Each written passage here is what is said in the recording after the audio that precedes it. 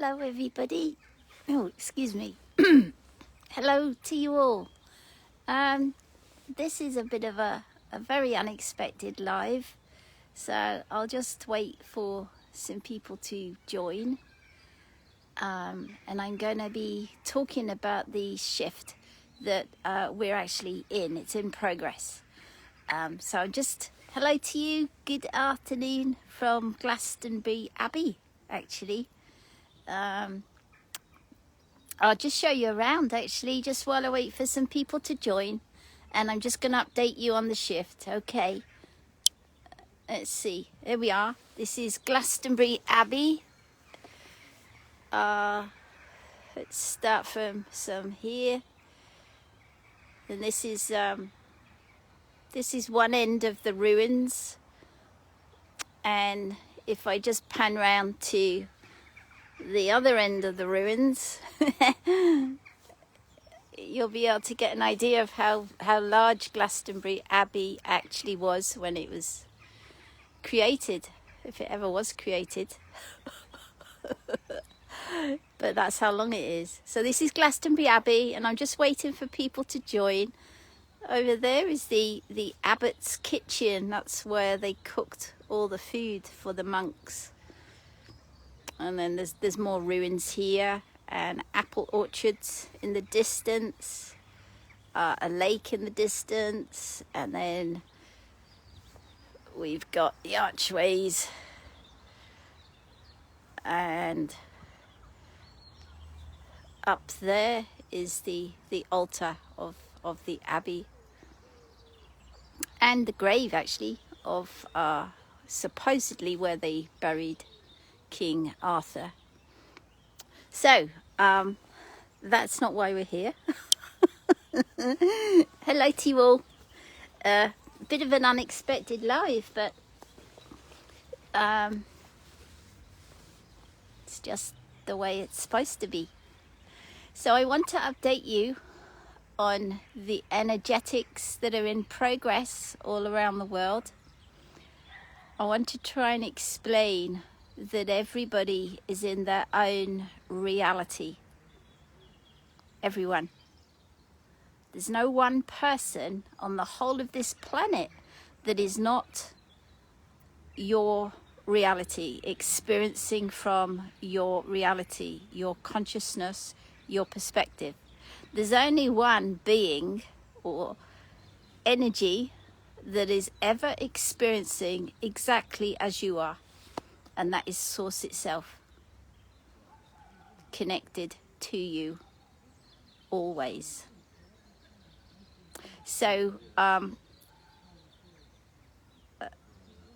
it will be different for everybody. That's what I'm trying to say, is this shift that is definitely in progress will be experienced differently for every single person on the planet. And that's why your source, your own experience is the one. Hello, Melissa, love. Your own experience is the one to listen to and to go with. I can only speak from my own perspective, my own experience, which will be different to every single person's on the planet. Your experience is the one that empowers you, the one to listen to, the one within you, and not what is outside of you. What is outside of you is a holographic reality. Every single person in your life, in your reality, is placed there by your consciousness to awaken you to the source connection that has always been there within you, to the source connection that has always been outside of you, that is everywhere. But the only way for any of us to connect to source, to God, whoever you want to call the divine creator, the only way is from the inside. And once we connect from within ourselves, everything on the outside then starts to change. It's only by realizing that connection to source within that's always been there for everyone, that we then, from that within, from that connection we create, we remember within ourselves, we then feel that connection outside of ourselves to everyone and everything. And it's a process. It's a whole process. So let's talk about the energies of now, of today. Wow, we've got sunbeams here. It will be different for everybody, and so I'm just going to relay my perception of it and just discard it if it doesn't resonate to you and your path. I'm just sharing, that's all, in the hope it helps. But at least 4 days ago, I was literally guided to go silent, to really disconnect from communications outside of me, meaning people. It's that linear language that keeps us within the dream, within the illusion. It keeps us in the mind. The linear language that we speak, that we use, plops us again and again and again into the hologram, into the illusionary reality or play or film. See it as a film. So I was told about 3 or 4 days ago to literally go quiet, to try not to connect to any human beings. And the reason for that was so that I went into silence. In other words, come out of the mind programming. It's a program, it's a crystalline program, as I've said for years. And once we stop using the linear language and go quiet in our minds and stop thinking thoughts, we can literally practice disconnecting from this holographic reality, this program. So that's why I was told to go quiet. And it's very difficult going quiet when people want to contact you and they want to play and they want to chat and they want to talk to you. It's really quite awkward sometimes because you know you're being directed to do something and you're here in service to the whole, and yet people want to chat. So it can be quite difficult to navigate that. But as soon as I stopped, as soon as day one of that quiet period occurred, I then started getting information about my path and being shown the state of consciousness I'm going to return to, which was a state of consciousness experienced in the harmonic convergence when I was 22 years old. Now that's not going to be instant. So in other words, for everybody, the shift that has occurred during the night, or depending on where you are in the world, we're all in different time zones. It's a gentle shift in consciousness within each of you that expands and expands and expands up to the 21st of March, up to the spring equinox. So this period we've now entered is expansion. More and more and more and more expansion of your own consciousness, depending on where you are on the path. So a person that, say, hasn't awakened yet will wake up today and they'll feel good. They'll feel slightly different. They'll feel something. But bearing in mind that that person that is unawakened is a certain energetic frequency of hertz. And our consciousness is embodied more and more and more. And what we're doing is increasing the energetic hertz of the consciousness with the body. So the consciousness isn't attached to the body, it observes the body in truth. But the lower the hertz, the more in body you feel. You feel more physical. The higher in hertz, the less in body we become. So a person that's unawakened today will feel different, but they won't be able to quantify it. They won't be able to work it out.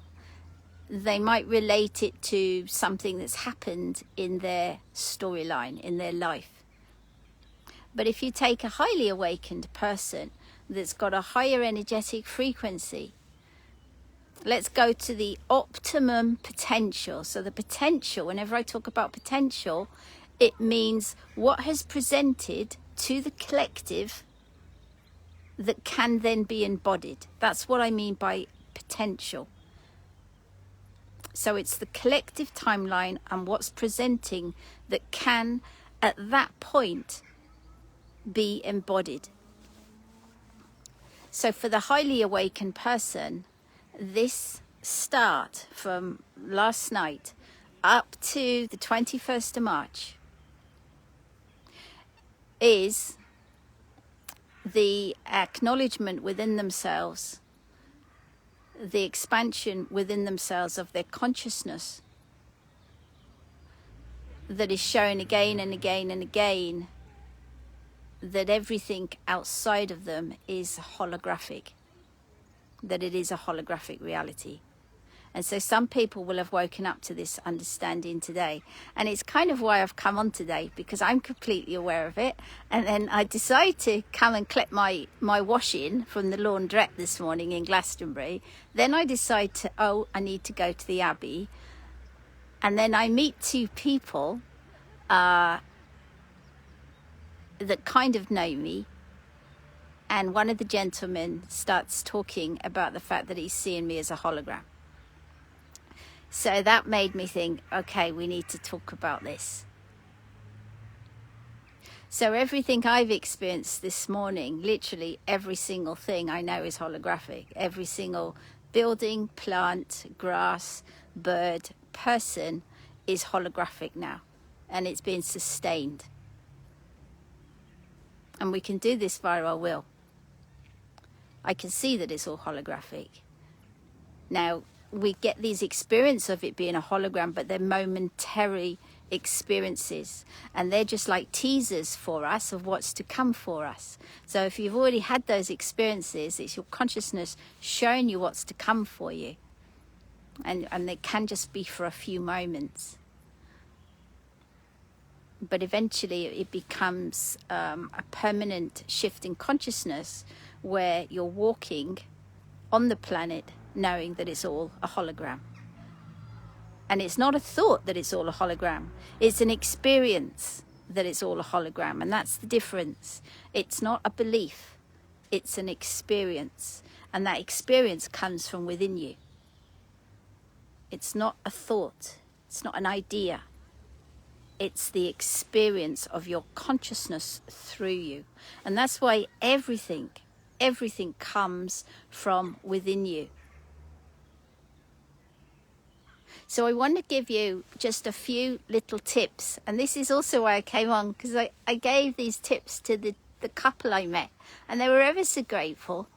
And I thought, wow, these are just like easy things to help people. And so, they should be shared. So to help people that are feeling, it's a feeling, but it's also, that feeling is very connected to the consciousness you are itself.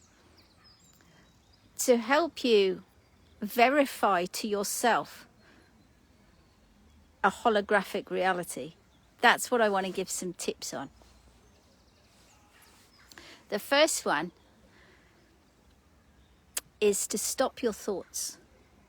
To practice not thinking. Some people can find that very hard. It does help if you meditate, if you want to quieten your thoughts. If you want to stop thought altogether, meditation helps. But there are lots of different types of meditation. And some of those meditations can actually distract you. And so it's just further distraction, but in a different state of consciousness or a different realm. But if you practice a meditation that takes you into no thought, it takes you into the field of all that is. It takes you into that field where there is everything and there is absolutely nothing all at the same time. in that field, there is no sound, there is no sight, there is nothing, and therefore there is no thought. So if you find it hard quietening down the mind, I personally recommend meditation. It's what woke me up in 2012. But I practice one where I don't try to go anywhere. I don't try to see anything. My only intention is to be nothing, and therefore everything. So there are no thoughts, there are no words, there are no sounds, there's no music in the meditation I do.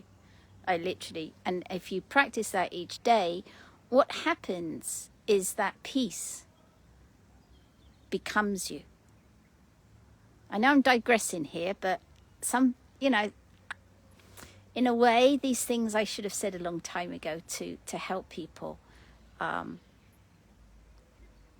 But when you practice a meditation where you require nothing in that meditation, where you go into the silence of everything, where there is no distraction, there are no sights, there are no sounds, there's no journeying, that stillness, when practiced, becomes you. And then what happens is you become that peace in your everyday life. And it just grows and it grows and it grows and it expands. And what that ultimately means is you don't need to meditate. Because you've practiced it, you gradually become it. Just a tiny bit at a time. It accrues and it accrues and it accrues.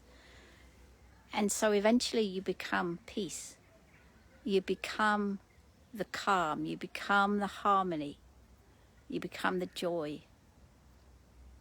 And there's no need to meditate, because your life can become that living meditation. So it depends really what meditation you choose to do. You can be further distracted by anything, but that won't take you into the nothingness before everything was created.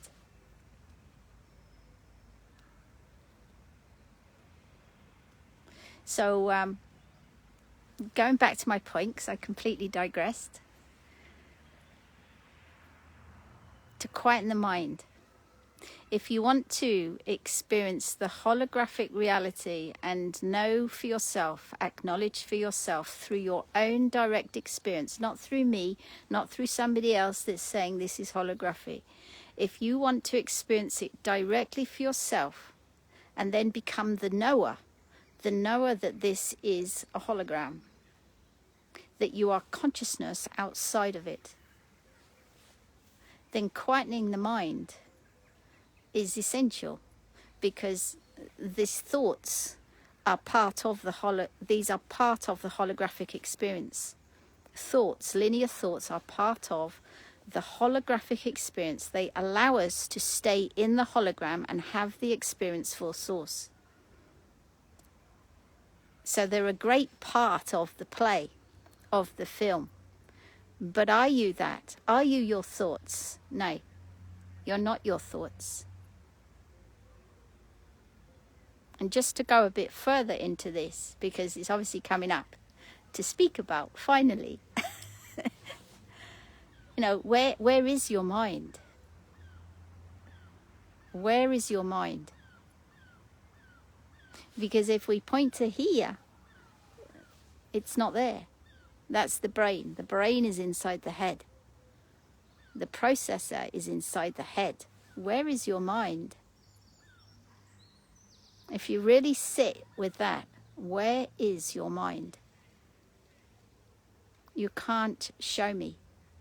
You can't show yourself where your mind is. Because it's not in your body. It's outside of this holographic reality. It's your consciousness that is outside of the holographic reality. So to quieten down the processor, the brain,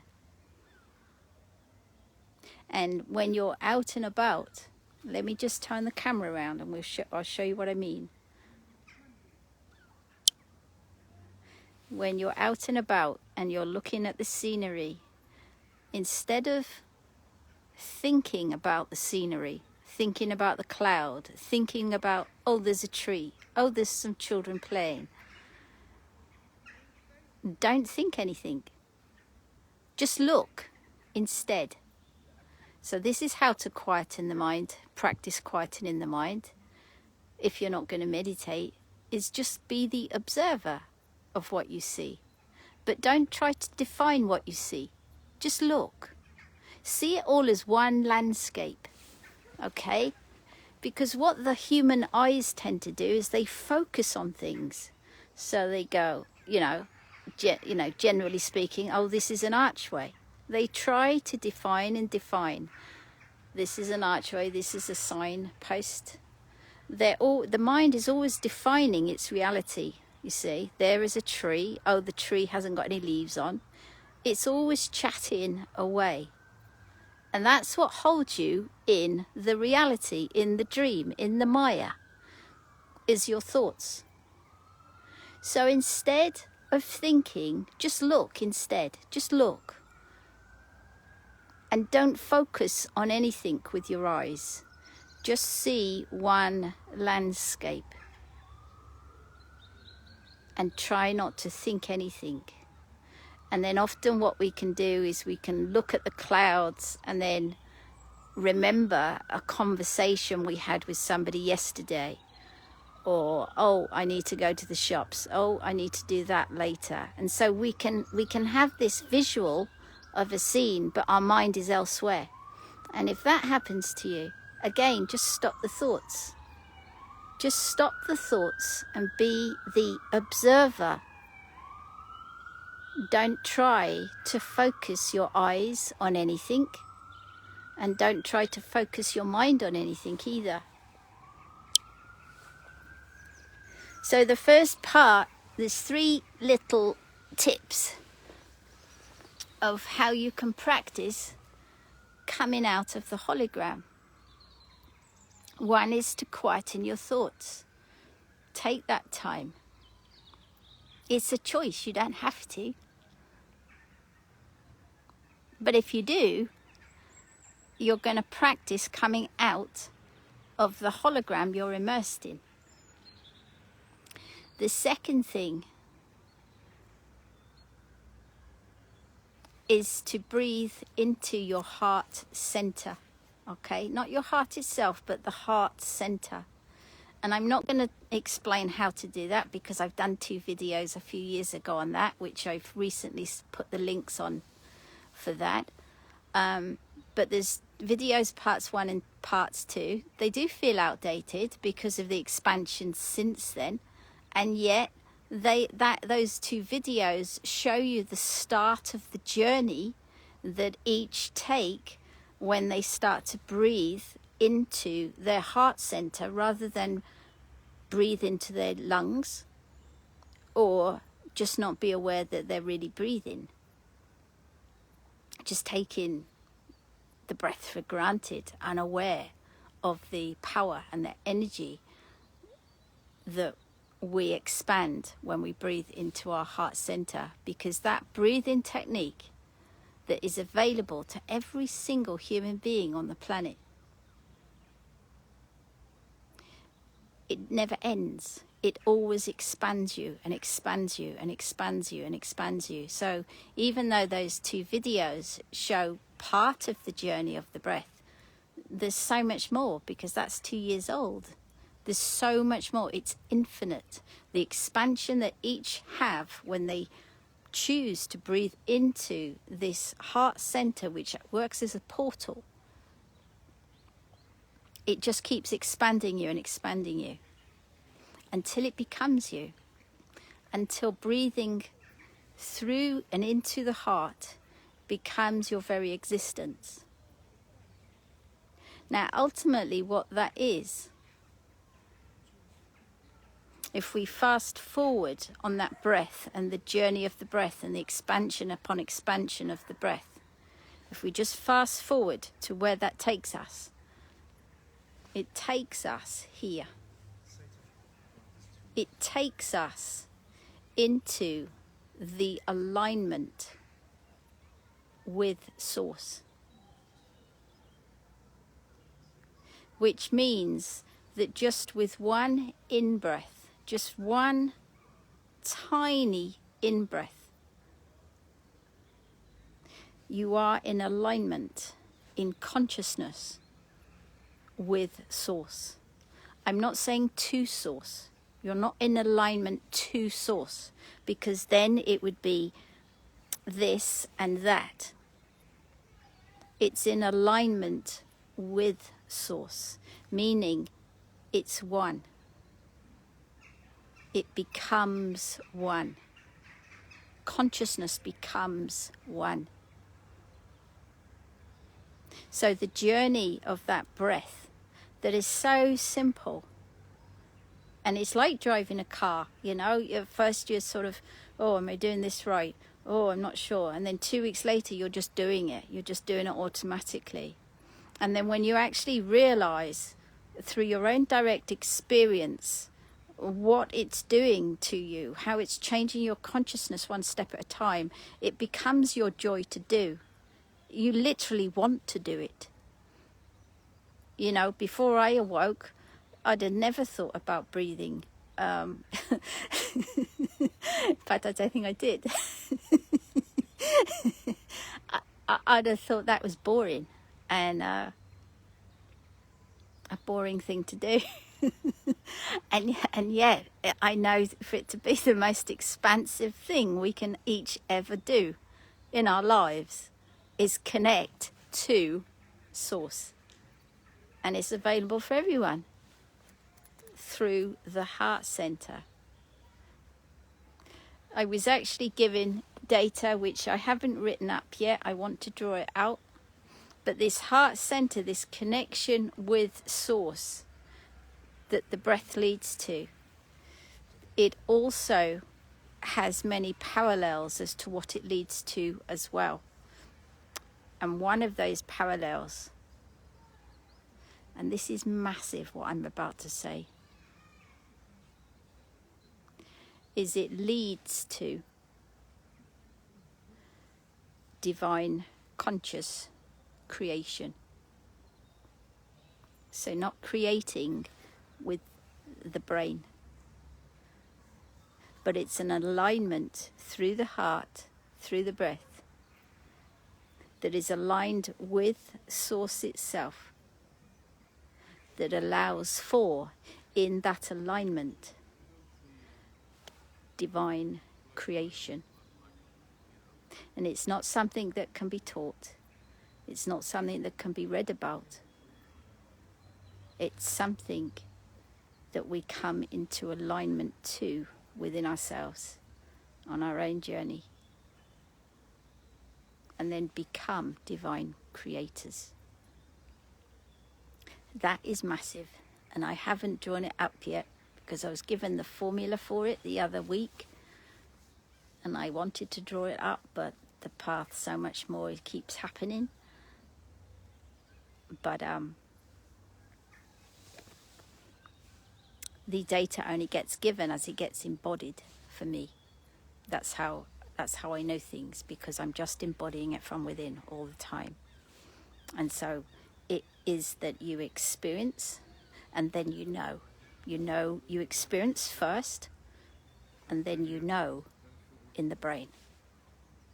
It's not that the brain works it out first and then it has the experience. It's the opposite way round. You have the experience of anything, and then you become the knower of it. Then the data comes through you. So I will do some sort of drawing to explain the formula, because there is actually a formula for divine creation. There's two types of creations in this life experience for human beings. Wow, this is going on into so many different subjects. It's live. I'll have to get back to the point in a minute. But there's two types of creations in this human experience for people, and one is what I call human creations, which is utilizing the mind.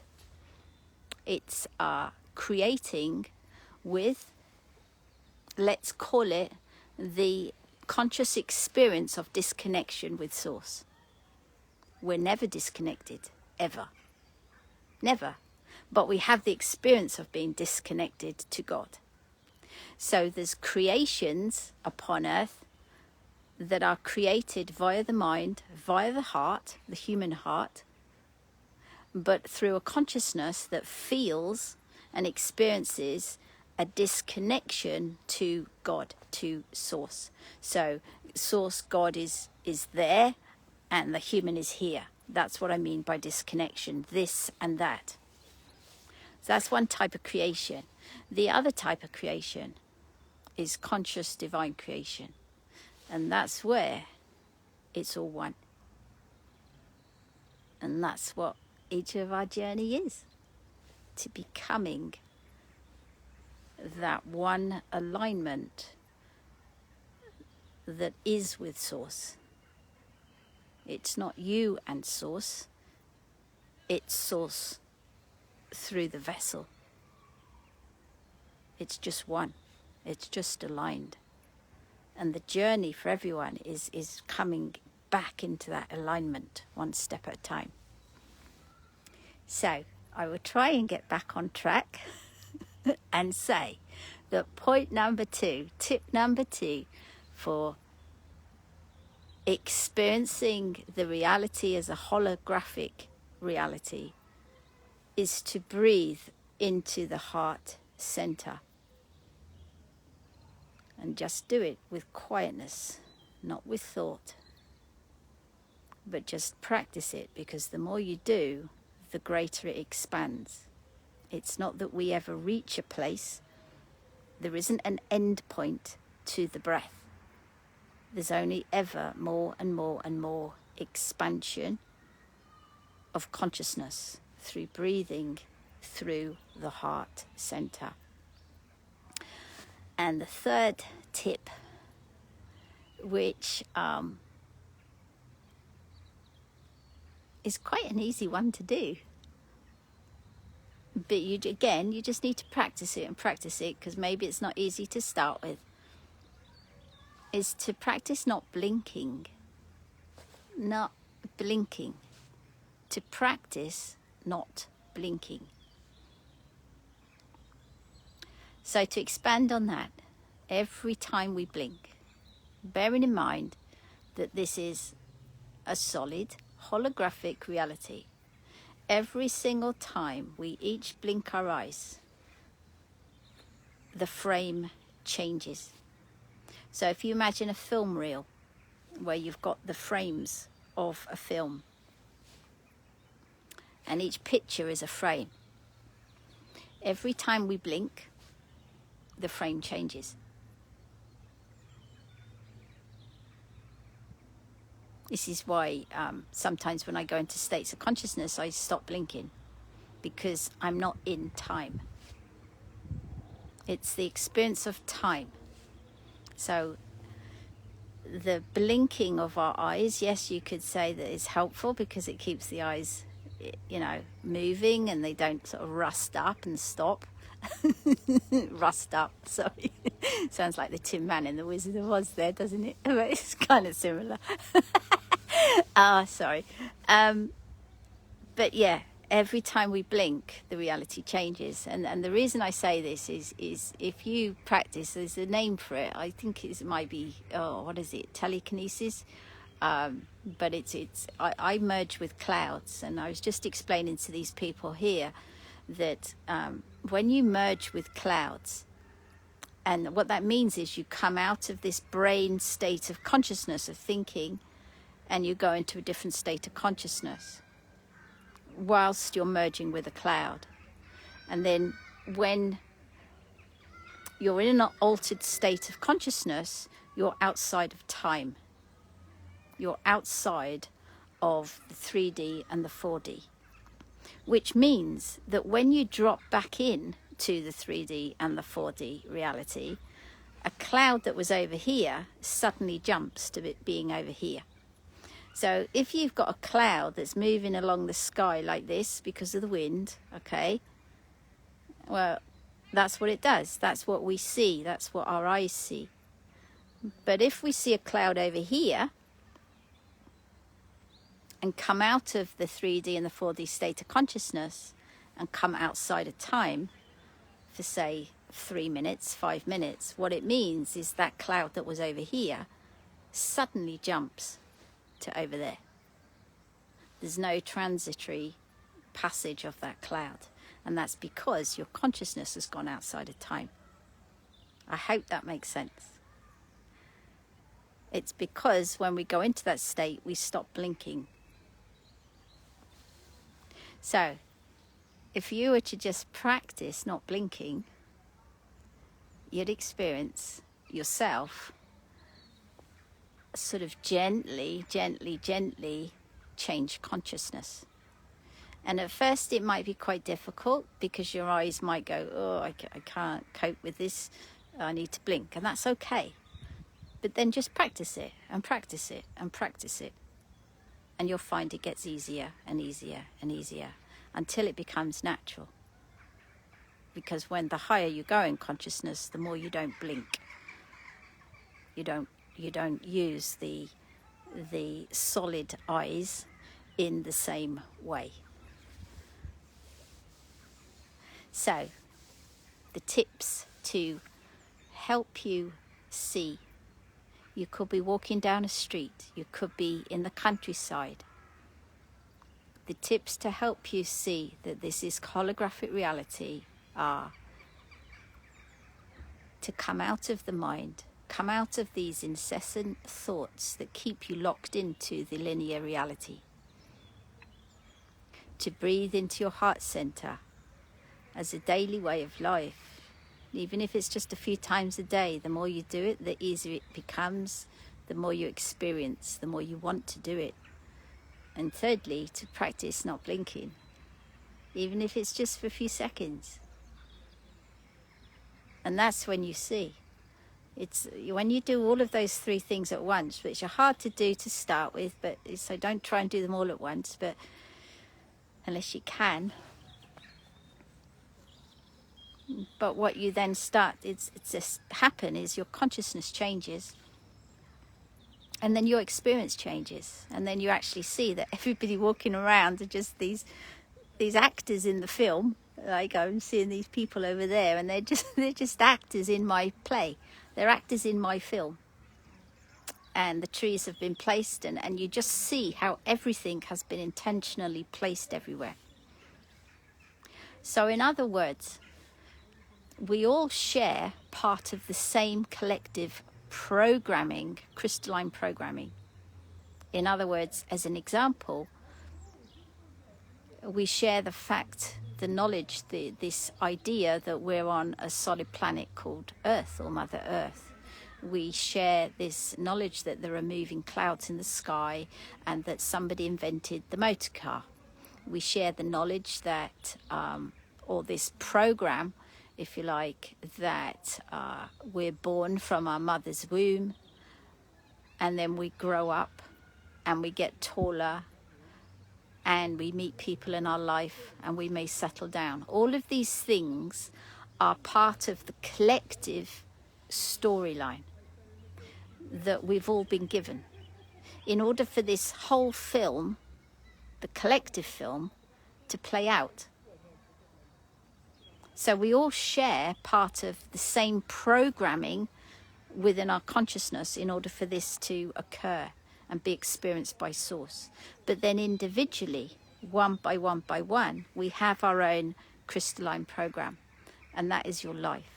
And that's what happens in your life and who you meet and what you do, etc., etc. And I've talked about that before now, so I won't go into that. But that is why this shift is very individual, because we're receiving the energies for the whole, for the collective, from the sun, from our nearest, we could call it a star, but I call it a light node, It's the one that influences this planet the most because it's the closest. We've all received this energy last night, depending on your time zone. Some before, some after, etc. But we're all going to be experiencing it differently. And the difference is your empowerment. It's to feel what's different within you and to trust that, to go with how you're experiencing it, because that is your empowerment. You are literally waiting for you. We have been waiting for ourselves all along. Every single one of us. We literally have just been waiting on ourselves to catch up. And so, the shift that occurred, shall we say, within the last 24 hours, will be experienced differently for every individual based on how much energy they could absorb from the sun, how much they can embody from the sun, and also based on their path, what their role is, why they're here. But we're all doing this together as a whole, as a collective.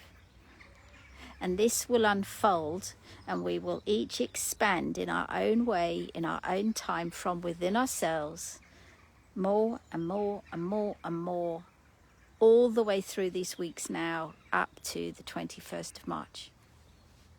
So we're going up now, okay, in terms of consciousness. Doesn't matter what's playing out in the field, in that film outside. It's what's happening inside that, if you're wise, should be getting your attention. Because that's how you empower. We don't wait for something to happen on the outside.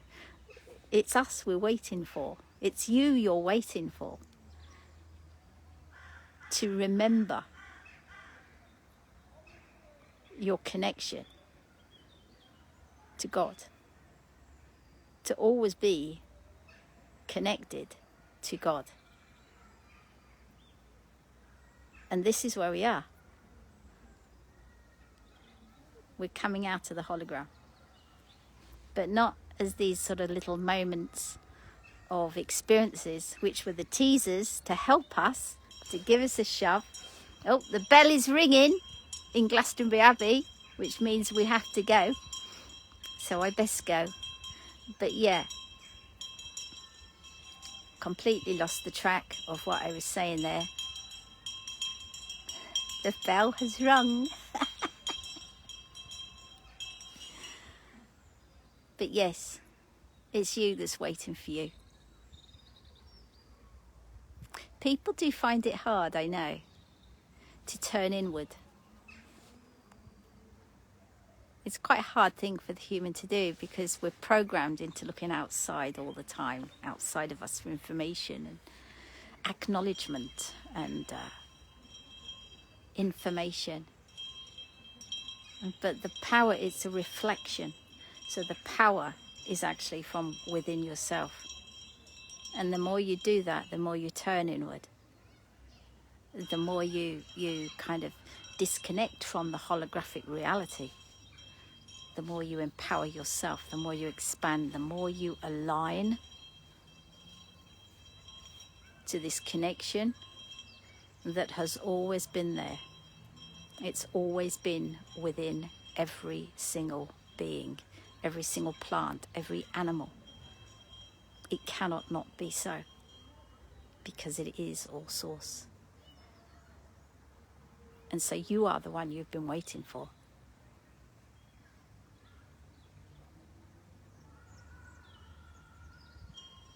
To come in and experience this disconnection, this separation. No wonder it felt bad. Every time a person feels bad, think about it. It's just that you're disconnected to source. You're disconnected to what you are. And this whole ascension, this whole golden era, age of Aquarius, whatever you want to call it, doesn't matter, is all about you reconnecting to the God spark that you already are. And that's how you bring heaven to earth. Through you. Through you. Okay. So enjoy the shift. Trust yourself. And I hope that's helped in some shape or form. Just to reiterate, it will be so different for every single one of us. It's not what anybody else is experiencing that matters. It's about you and what you experience on your journey in your life. And it's about your choices. Every single choice counts. Every thought, every word, every action, every non-action. To choose no action is a great action. So I hope that's helped somehow. God bless you all. Take care. I am so, so happy for all of us. For you, for every single one of you. I am so overjoyed that this is happening and it's real. Who'd have thought it, eh? Who'd have thought it? Never give up. Love, again and again and again, is always the highest answer. I'm so happy for you all. God bless you on your journey. And bye-bye for now from Glastonbury. God bless. Bye-bye.